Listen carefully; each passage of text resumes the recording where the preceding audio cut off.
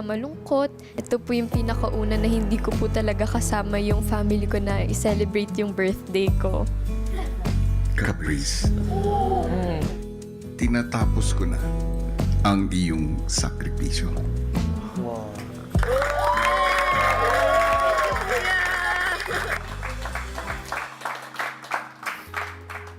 Caprice, napakaganda ng mga unang kabanata ng iyong buhay. At sa loob ng 17 taon, ito ay ang mga kwento mo ng maraming sandali ng galak, kapayapaan at pagmamahal na iyong nabuo kasama ang mga mahal mo sa buhay. Alam kong mas marami pang matatamis na sandali at magagandang paglalakbay ang naghihintay para sa iyo. Ang mundo at ako na rin ay nag-aabang sa iyong susunod na mga hakbang.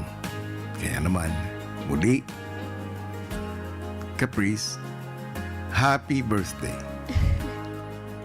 Salamat po, Kuya. Maraming salamat po.